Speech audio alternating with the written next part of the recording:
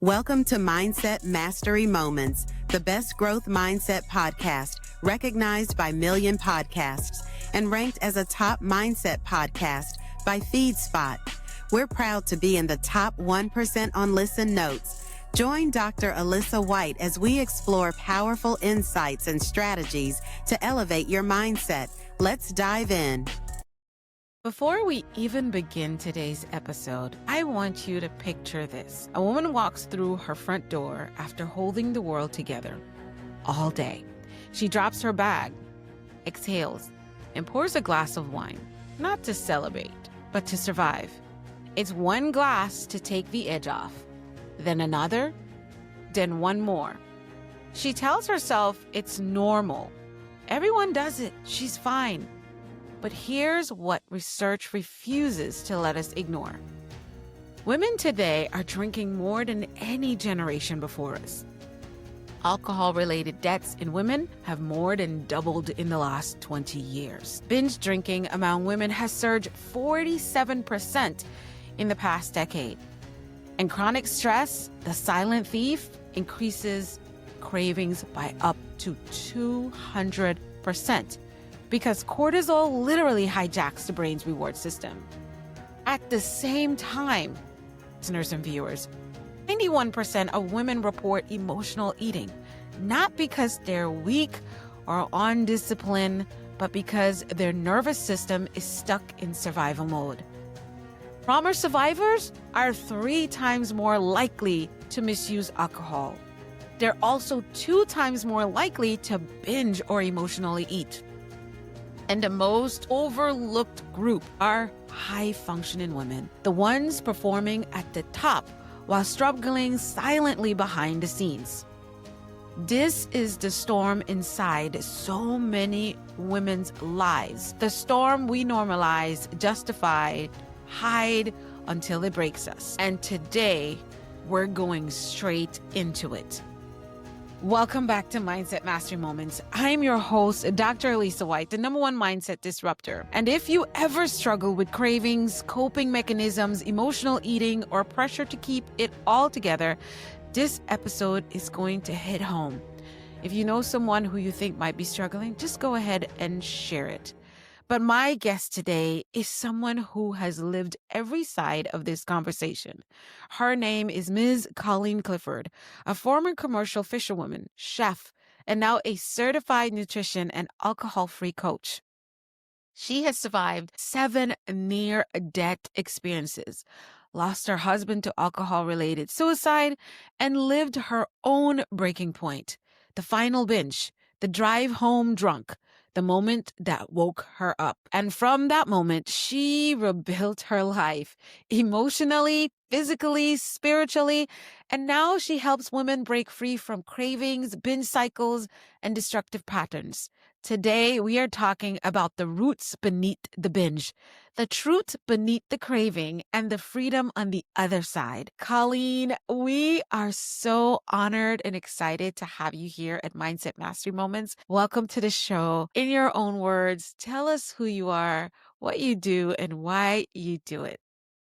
Wow. That was a beautiful introduction all around.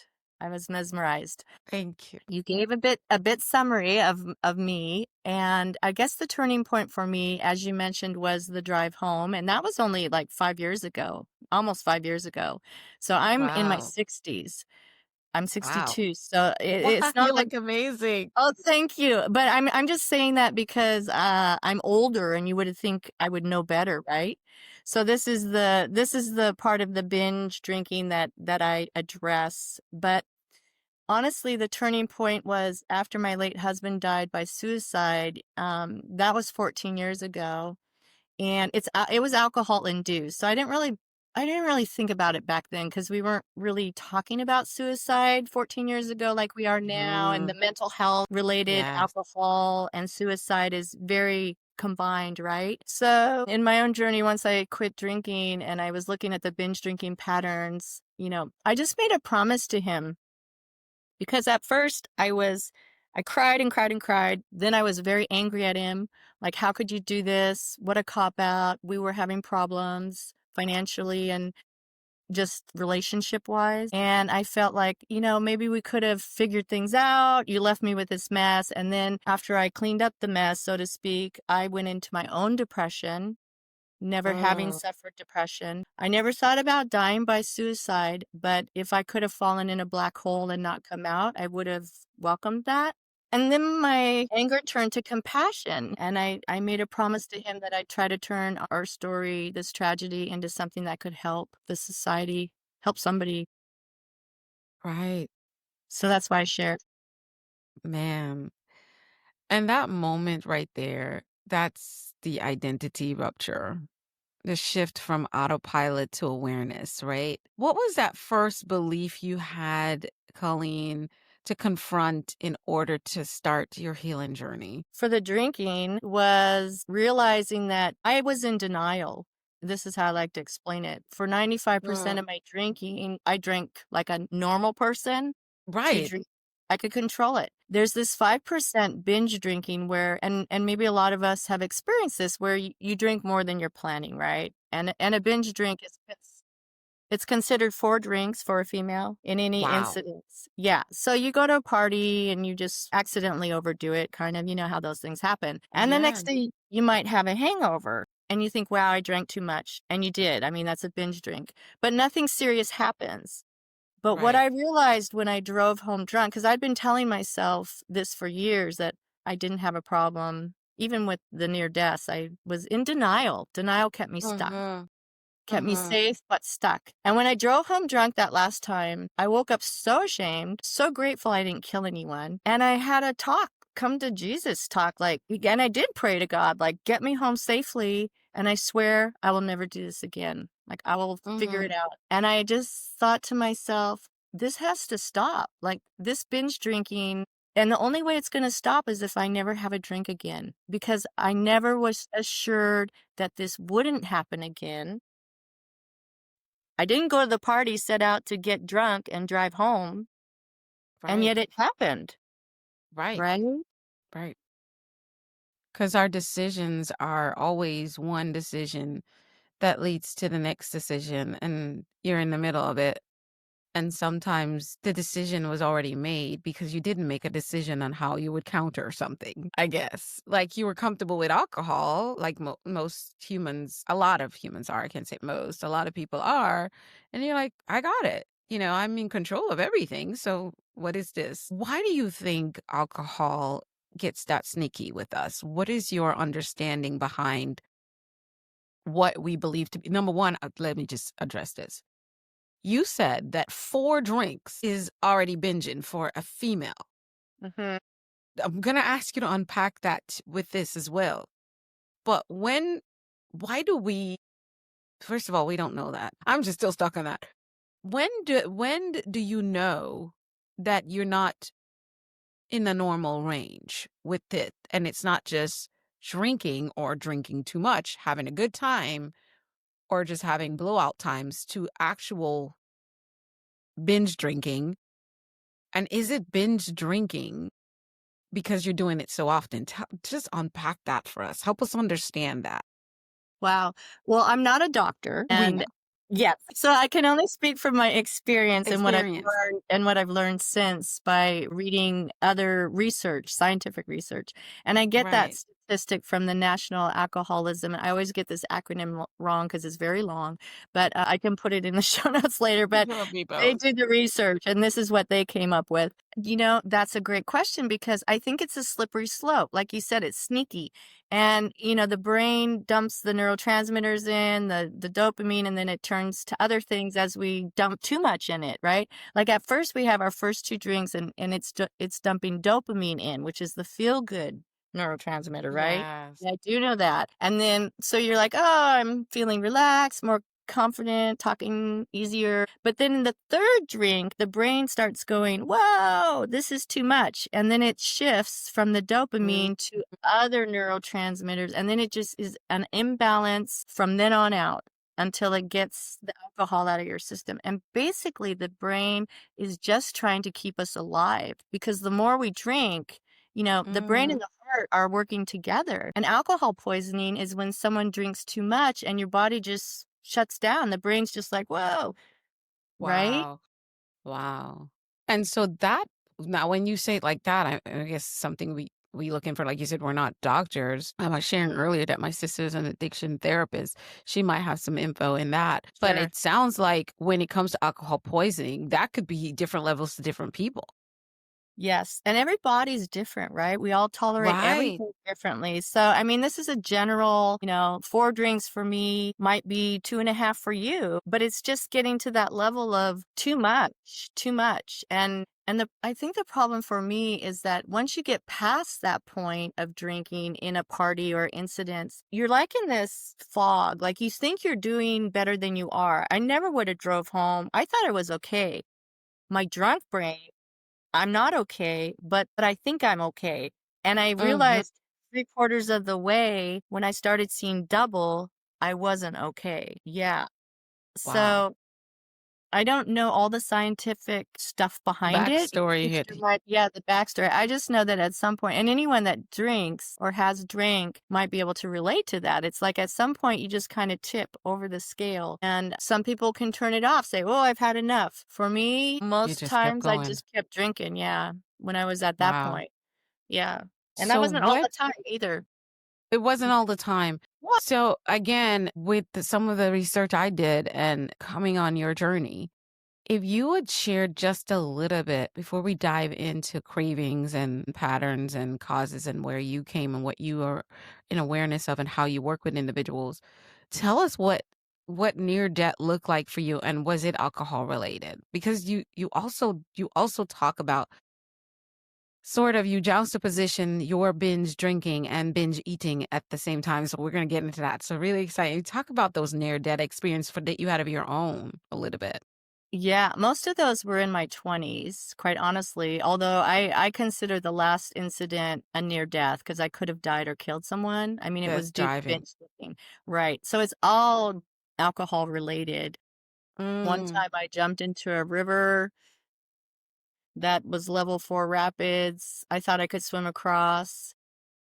Underlying for me was lack of self-love.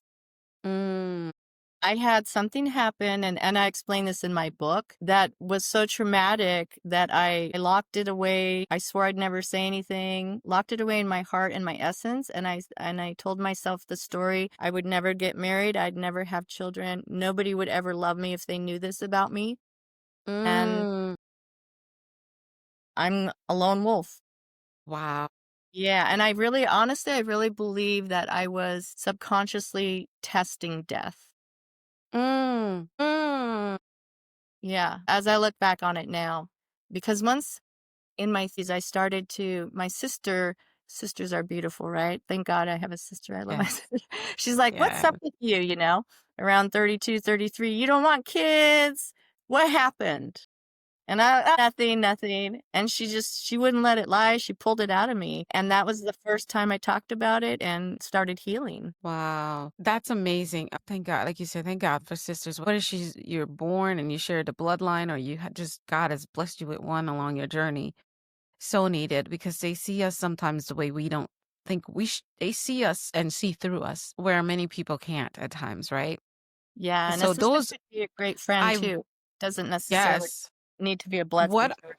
exactly, what I really love is you saying that what was underneath, because a lot of women, I really want to talk to women a little bit because we're both women and we're not eliminating men either because it's the same here. Underlying reasons for our actions. And so you testing death, like I'm sitting here listening to you and I'm like, how many of us do that? Like the statistics, I don't want to quote it because I don't have it at the tip of my tongue, but there's so many people who have some form of trauma that they have buried. I had a guest on recently that talked about she literally blanked hers out to where she didn't even know, or like it was not anywhere in our consciousness. Hmm. Like she had no recollection of the events. And I think her story is that she still never got all of it until. And so when we stuff, it's like we don't even know this stuff is there, but we have these beliefs that we formulate Hmm. and our belief systems is what guide our lives. And so you're saying that what you found for you is that you buried this event and then made a decision that your life is not necessarily worth it. But on the surface, you were living a quote unquote normal life, creating success for yourself. What did your life look like through all this? Like, tell us about your achievements and those things, because there's a woman here that will see herself, and it may not be drinking or alcohol, but it could be something else that causes her to say, could I be on this path as well of quote unquote, Mm-hmm. Yeah, this is really important in my healing and journey. And like this other person you were speaking of, I sometimes forgot it even happened. I buried Mhm. it so deep too. I didn't forget it, but I would forget that I had it. Um, so I escaped to commercial fishing. I got a job on a fishing boat in Alaska, and this is 1988, 89, Yeah. back when there was no Yeah. Wi-Fi, Yeah. nobody, we were fishing out in Alaska, and nobody even knew what it was then, commercial fishing. And I just would be gone for months on a boat floating around the ocean and out of touch, working, which was a good place for me because I couldn't drink. We didn't drink on the boat. Right. And that also kept me stuck because we always called the boat the floating rehab jokingly, because most of us would come back after vacation of partying really hard and all of us thinking we have a drinking problem. And then you dry out on the boat because you Huh. can't drink. And then you get off the boat and you're like, I'm okay. I haven't drank in 4 or 5 months. And Right. So I'm not an addict at all if I can you go know, without it for 4 months, right? Right. And the cycle starts again. So I've been fishing for 34 years. So it's kept me in that cycle of binge drinking for quite a while. Now, Right. for my binge eating, I stopped when I started commercial fishing because, for one, I was in the kitchen cooking. And so I was able to change my eating patterns because I had Mm-hmm. access to food all the time. And so I discovered that I like to eat small amounts more often. Mm, And I just naturally stopped feeling that urge to binge. And yeah, that's what happened for me. wow. So let's talk about something that you say. You say cravings aren't about food or alcohol.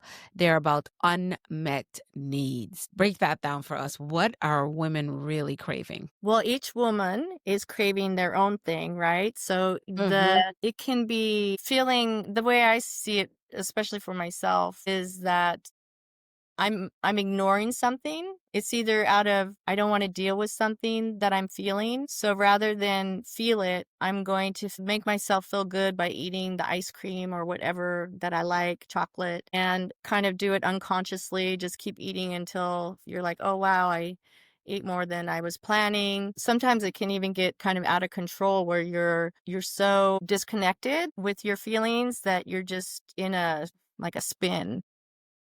And Yeah. then there's always that shame after, right? That like, oh my God, I just ate a bag of chips. I didn't need that. It's just all that stuff. So there's a lot of reasons why we might be avoiding our feelings. And so Mm, that's the point. That's the part we have to, well, if we want to change, we need to address head on without mm, fear and start to learn how to be comfortable. And this is kind of a cliche saying these days, but comfortable with being uncomfortable and mm-hmm. realizing you're gonna live if you're not feeling this ucky, uncomfortable feeling. It won't Right. last forever. Exactly. Exactly. It won't last forever. And that's the thing about it. A lot of cliches are the most, as I get deeper and more committed to my journey of growth, cliches are not as cliche as they used to be. It's like this, oh, now I get it. And then wait, 5 months later, oh, now I get it. Oh my gosh, now I get it. Because it's like, you don't even sitting it uncomfortable. And so it's like, that's so cliche. And then you realize, oh, this is what that meant. Oh, now I get it. And it just has deeper meaning. And now you're breaking and busting wide open and a bunch of ooey gooey stuff is coming out. And then just when you think, oh, I got it all out, wait a minute, I'm a rock star. Like, wait, there's more, right? And so that's what I love about Used to always be more, right? yeah, there's more. Wait, it's like an infomercial that you see at 1 a.m. to buy something you don't need. Wait, there's more. And Yeah. wait, there's more. I love that. So true. Oh my gosh. What I really do love about your approach is definitely honesty. Thank you. You talk about, yeah, you don't shame people for coping. You teach them to decode the coping. Why is that so important in how you show up in your own healing journey and how you're helping others heal? In life, I've worked really hard on changing my, like, to stop judging, to be kind, to be vulnerable. And with all of that, we're all kind of going through the same thing in different ways, right? Living life, doing the best we Yes. can. And whatever reason someone's doing something that may be destructive to themselves, it's not for me to judge what they're Mm-hmm. doing or why.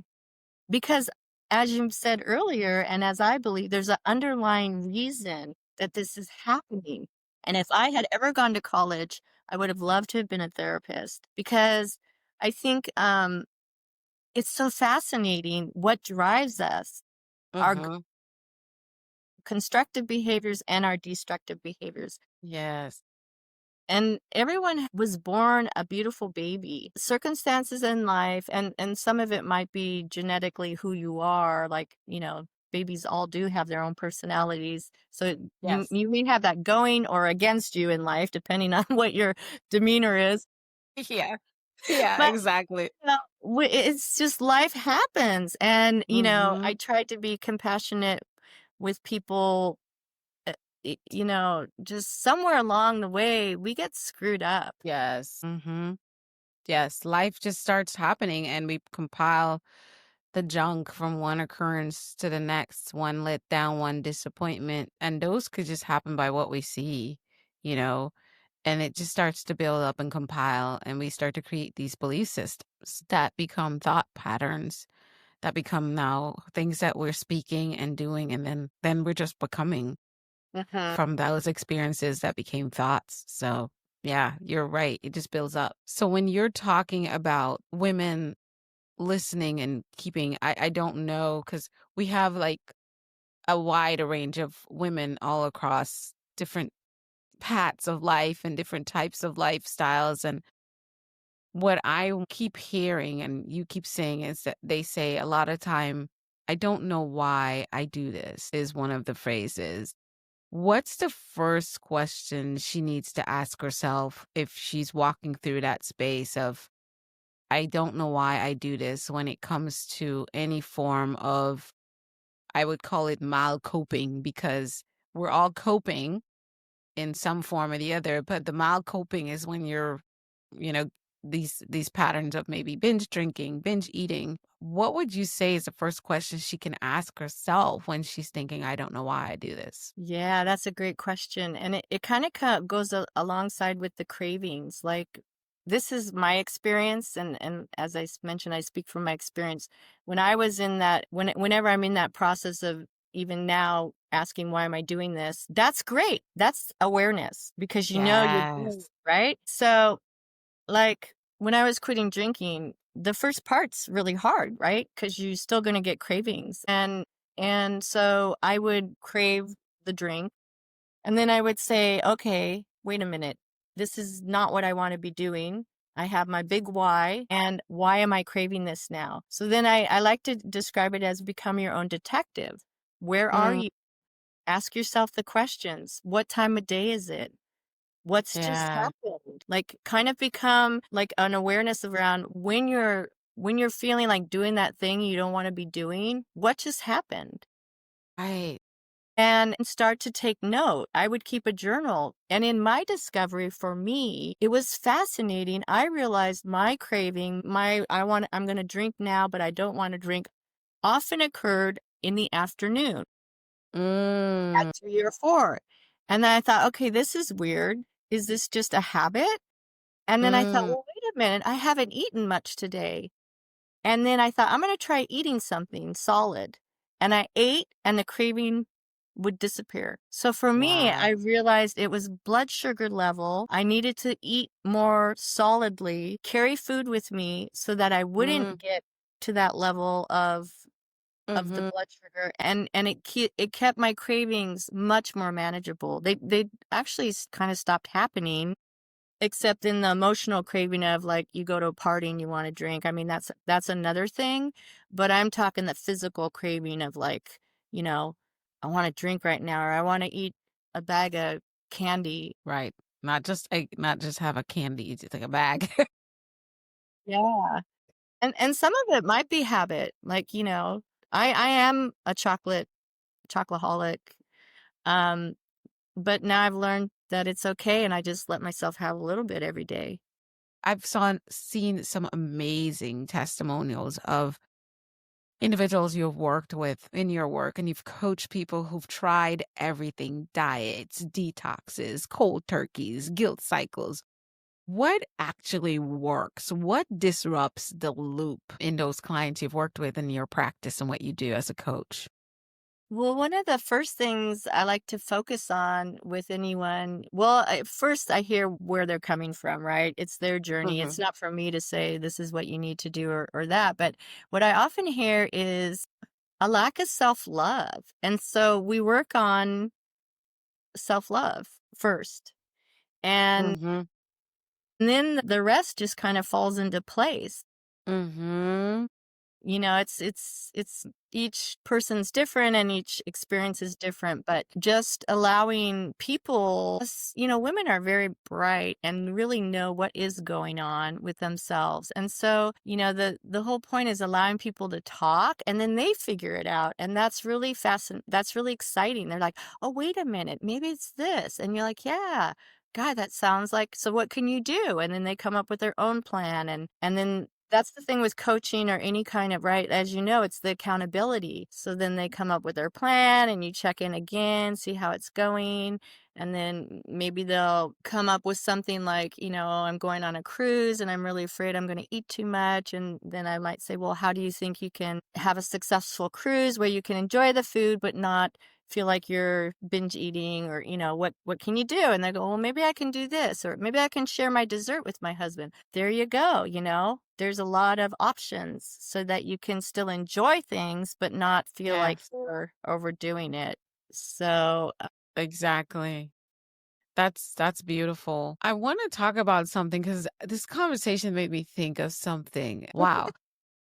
Alcohol culture has been glamorized a lot and Mhm. marketed like self-care for women. Here's the thing, I just thought about it, Colleen. When I go to my parlor, beauty parlor, where I get my nails and my pedicure done, I realized that they've been probably it's been about 8 months, but this particular one, and I think I went to one before that. Okay, they offered me like a glass of wine or something, and I'm sitting here, Colleen, and I'm thinking, when they offer you a glass of wine and then you can get a refill and you can get another one, I'm sitting here thinking, Those women are going to drive after they leave." Mhm. You've lived inside that illusion, What's the real truth behind that? The glamorizing, and that it's self-care to have a glass of wine and eat Mhm. popcorn, Mhm. which I do. I know, it's been around forever, right? Ever and ever. It's prevalent in a lot of places, but on the other hand, the good news is there is a cultural mind shift about alcohol that is changing. Tell us about it. Well, I just went on a tour, the first non-alcohol wine tour in Germany, with a group of women who are movers and shakers.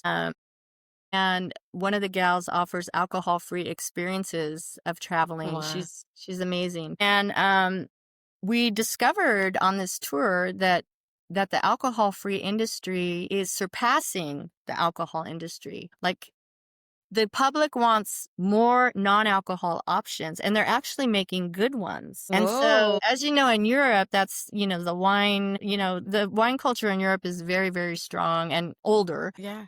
Yeah. For people who, the companies, the wineries that started this, we're forward thinking, and now everyone wants to know their secret of how they alcoholize wine and still let it allow it to taste good. Yeah. So there's a lot of alcohol-free options out there for beer and wine, and that's a good. I mean, some people, it might trigger some people if quitting is your goal. I put a warning sign around that. But for me, it's not triggering, and so it was a very helpful tool when I did have a craving or at Hmm. a party. I'll drink a non-alcohol beer and usually only drink one. And I feel like it's kind of sad to say that you do that to feel like you're part of the group because everyone else is drinking. That's what it's a human need, which Mhm. I try to tell everyone, don't judge yourself, right? It is a human need that Mhm. you feel part of a community and a tribe. That's just how we were created. So there's nothing wrong with it. And there's rituals and practices and things that you do. And when I say rituals, it sounds crazy, but no, it's ritualistic to get in a circle and do something together, like break bread together, drink wine together. So yeah. Yes, and it's been around forever. Yeah. But the younger generation aren't drinking as much. I don't know all the statistics, but it's pretty high. Yeah. And so it's hopeful, and people who are successful aren't really drinkers. So, you don't really have to. It's interesting. I was just on a podcast with a guy yesterday, Jordan Edwards Clockton, and he was telling me that he went to Thanksgiving and brought some seltzer, and everyone there said, "You're not drinking?" And he's like, no, I'm drinking seltzer. So it's kind of Exactly. Because interesting. once you're on a health journey, body, mind, and soul health, alcohol, even the feeling you get, it's like, like there's nothing that it doesn't feel good in your body because it slows you down. Then, like for me, I drink like 4 ounces of wine, maybe once a month, if that much, really. And it slows me down. Like the next day, I'm not as energized as I need to. Number one, it's a sugar rush for someone who does very limited sugar already. So Mhm. it does, and my body, I always say, I stood at the door of type 2 diabetes and it runs on my side, but on my side of the family paternally. So I had it and it's very curable, I say. So I keep not getting on the medication and beating it. And I've lived without getting pre-diabetic blood work for the last year and a half. So Well, good I'm for I'm you. counting that. Right. So that sugar does not resonate for my body very well. It goes into like a complete slump and I drag for like the whole next day off of 4 ounces of wine. So I hate that feeling. So nothing about it.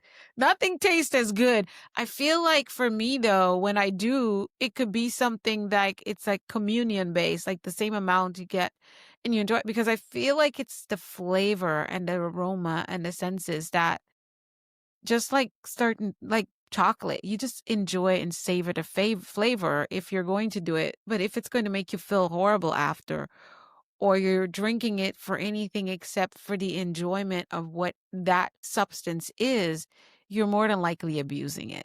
That's my thought process. It doesn't mean it's not research based. That's my thought process about it and about a lot of things in life that, we all have different, like I said, it might be alcohol for me. It might be alcohol for you. It might be chocolate. It could be anything. It could be anything that is like you said, I love what your premise is. There's something that's beneath all that that causes you to want to overindulge in one area of your life more than the other.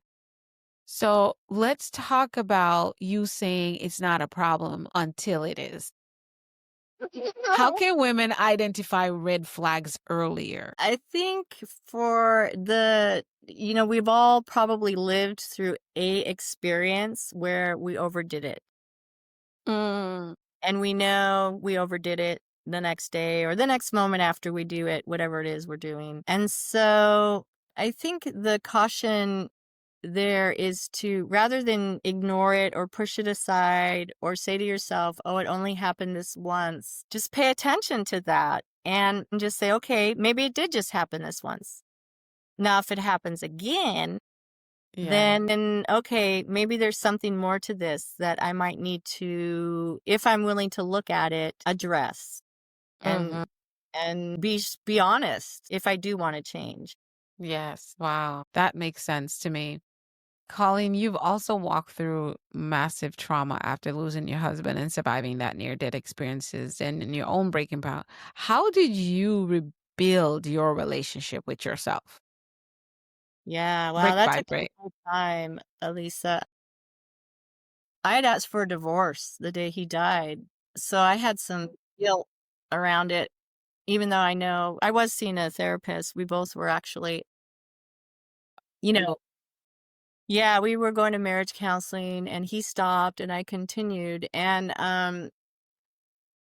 anyone can tell you it's not your fault. And Mm-hmm. rationally, intellectually, you're like, I know it's not my fault.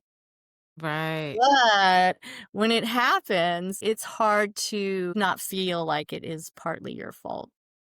So Yeah. it took a long time, a lot of retreats. I went on many retreats. It was a journey, a long journey. Mm-hmm. But I'm on the other side now, and yeah, it's beautiful to be where I'm at today to hopefully share the story in Mm-hmm. hopes of helping someone else. Right. Tell us a little bit about what you're up to with this message of redemption and grit. And again, what I see, we're positioning yourself in your own identity and really just being a lighthouse for individuals, for women who may have journeyed where you have or journeyed something similar. What are you up to? What are some of the things that you've been able to do with this light? I love this question because I'm morphing quite a bit, especially this month, looking into 2026, right? Where do I want to be? What do I want to be doing? I'd love to just take the message and turn it into a motivational point, not strictly solely on drinking and how it's dangerous, which it is, but Mm-hmm. also, is it serving our lives? Like, is it working for us? Who do we want to Mm-hmm. become? Mm-hmm. Is this part of it? And what can you do to take it away? Or Right. what can you add to your life to become the person you want to be? So I'm really Mm. I have my first speaking engagement this weekend on Ooh, stage. congratulations. I am so excited, and I'm going to work on getting a speaking page, and I'd love to go to schools. It's always been near and dear to my heart because in my 20s was when I was really at my worst, and I'd love to go to colleges. I'm open to speaking wherever anybody might want to hear me. Listen. Uh, Yeah. So powerful. And you have a book upcoming. yes. And tell us a little bit, give us a sneak peek in what we can expect and anticipate from your book. Hey, it's going to be a compilation. It's really for the reader. I want the reader the whole time to be thinking, is it working for me, or is this who I want to become? So I don't want it all to be about me. I put some stories in there of how I could be dead, like jumping in the river, off statistics. I offer hope. I talk about my commercial fishing life, what it's like to be on the boat, what it's like to have lived on the sea for 20 plus years, like literally inside a boat. Huh? Spent more time in that bunk than anywhere else in my lifetime. And that's Yes. a whole other thing. Yeah, so I'm hoping, there's only 5 chapters, so it's kind of a shorter read, but Which it's is like, awesome. right. Those are my favorites. I don't want it too much. So it's the first chapter's beware, the second one's intrusions, like what's getting in your way of change, the third's non-negotiables. What for me it was never driving drunk again. Grace, chapter 4, grace and growth, and the fifth is evolution. Like, who do you want to become and how are you evolving? And then some of my own story of how I evolved. I love it. Oh, I love it. It's going to be good. I'm excited for you. I have to tell you again how proud I am of you. And you told us earlier that you were in your 60s, and I'm like, what? You look amazing. You look amazing. I have to ask Colleen, who do you work with? And when it comes to your coaching, who are your ideal people that you work with? So many amazing testimonials of how you've helped so many people. Tell us who you work with. Well, someone who's ready to change. Mm, On a scale of 1 to 10, if you're at a 2, there's no point in even bothering, until you're ready to change yeah. for for my time and the client's time. And then it's kinda like the universe brings people together, right? So it's just alignment and there you have it. Right. Alignment. Tell us about pure potential. Yes. Your work. I've got a couple people. Pam Gilbert says, I never knew I could have so much fun in a cooking class. Colleen's laid back personality, along with her obvious professional ability, created a relaxed atmosphere that made it easy to step into learning right away. I was able to participate in the new techniques and recipes without fear of mistakes or failure. Colleen explained the steps. It was easy. She has patient manner and laughter was abundant in our small group as we worked. I would highly recommend Colleen's cooking class. So you have a cooking class as Yeah, well. I Tell us do. about that.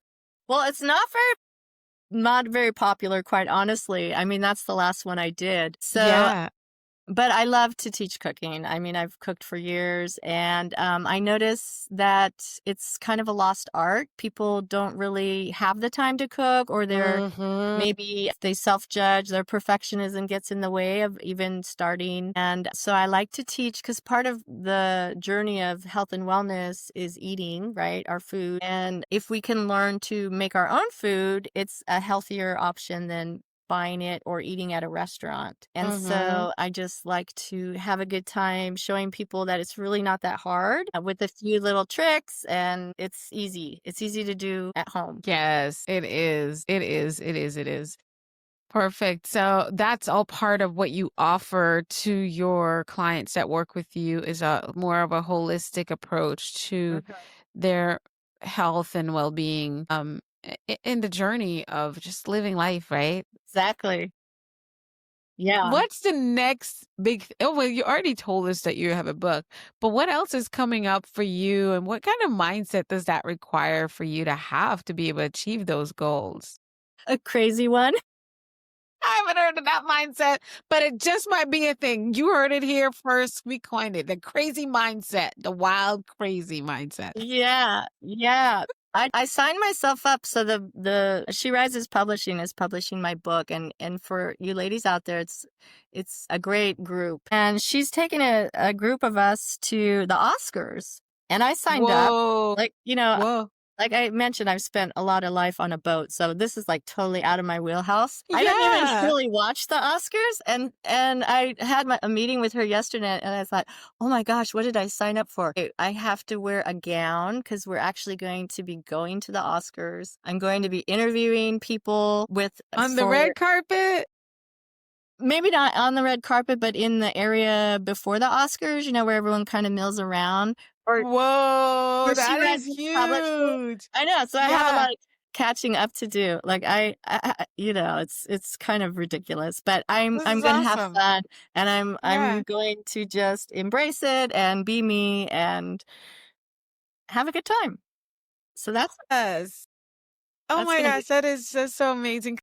Congratulations on that. Thank I would you. love to hear. I'm gonna be like, how did it go? I'll be watching the Oswin thinking about you. I don't I say don't, I disaster. watch it here and there. Last few years, I used to be a big Oscars person, but the last maybe 6 or so years, more I dig into all the things I do. I just catch the gossip after. Yeah. Yeah. I don't know, it just kind of aligned with me, and maybe it's part of my speaking. I want to get out there and speak and do it without fear. So I'm doing. Right. Yeah. That is just so amazing. I have to ask you, what is your definition of success? What does success means to you? Success is having everyone that comes in contact with me leave with a good vibe. Like, Yeah. I like to I try. I mean, I'm not perfect. Maybe my partner gets the worst of it. But I'm not perfect. But where I go, in the world, I'm kind, and I just want people. The only thing you take with you when you die is what you've become. That's a Jean Mm, Kirkpatrick quote that I love, and I don't know. I just think becoming is just being kind. And my mom just passed away a couple of weeks ago, and have my yeah, deepest I know. sympathy. Thank you. And I was there. I was honored to Oh, be with my dad, and she just stopped breathing very peacefully. She had oh, Alzheimer's. None of that makes it easier. But the reason I'm saying that is that it just reminds me that, my mom's intellect, all her knowledge, she was an amazing woman. None of that she's carrying with her. It's all the love I remember her giving me that she's taking with her. I guess what I'm trying to say is, for me, the meaning of success is making those in our lives feel loved. The love, and that's what I work on. that's beautiful. I love that. I just love hearing everybody's definition of what success is. I felt that one too. Like some parts of me as I get older, that's becoming a more and more important part of what success feels like for me as well. A big component of my definition and formation of success. And I want you to talk directly to the woman who's listening right now. Mindset Bites to go. I want you to talk to the one who's strong, high achieving, holding it all together, and quietly struggling. I'm going to step away from the microphone and the camera, give you a moment to share your powerful mindset shift, and it's over to you. Here we go. Wow, this is a first. Ladies, I'm sure you're amazing in whatever you're doing, just like I'm amazing in what I'm doing. And we're all doing different things. But the beautiful thing with women is we tend to help each other, to build each other up. And that's the word help. High achieving women, often we don't like to ask for help. I had a hard time asking for help. And if you're finding that whatever it is you're working on personally or professionally, and you're not getting there by yourself, and asking for help is a challenge for you, just give it a try. It's a really courageous thing to do. And then it becomes full circle, because once you get the help and you get to this level, you can give the help back to somebody else. And the cycle just keeps going. I guess that's it. Peace. It's your own little segment in the show without my voice and my ears. That's so good. Colleen, I know that so many of our listeners or viewers want to know, what's your favorite way to connect with you? Well, I'm old school, so just go to my website, purepotential.health, or you can email me at Colleen@purepotential.health. And as you said in one of my reviews, I'm very laid back. It's just connecting. She's a laid back hottie. You guys go to her website and you see her on a beautiful bike. She is a biker girl too. She is just, oh my gosh. I was so impressed. She was like channeling me. I always say when I turn 50, I want to get a Rebel. I want to ride bikes. I want to go out there. It's something that I'm definitely going to do. Guys, it's only 5 more years. I might get it before that. Do it and let me know when you do, okay? Well, maybe you'll come back over to Arizona and we'll go for a ride too. We'll Sure. have a I'm little there all girl the time. bike time. Get some women to just rent bikes and go ride. I grew up with a dad who actually had Rebels, and I was in the back sitting behind him as he rides. So it was something that I just loved, the wind blowing in my hair and watching people as we go by and just soaking it up. It was beautiful. There's nothing like it. Yes. Different experience from a drop top or being in a car. Mm-hmm. Colleen, thank you so much for this conversation. It was honest, it was necessary, and deeply human. Your courage, your science-backed approach, your willingness to tell the truth. It's going to free a lot of people today. Thank you so much. You're very welcome. And for everyone listening, if this episode stirred something in you, don't ignore it. Patterns don't break themselves. You break them with awareness, with support, and with mindset. A mindset that refuses to settle for survival when you were built for wholeness. Don't forget to connect with Colleen at purepotential.health and grab her free Master Your Cravings guide, and stay tuned for her upcoming book, Life Beyond the Binge. I'm Dr. Elisa, your number one mindset disruptor. Keep mastering your mindset. Think, speak, do, become. leave a like, a comment, share, and subscribe. And we'll see you on the next episode of Mindset Mastery Moments. Bye now.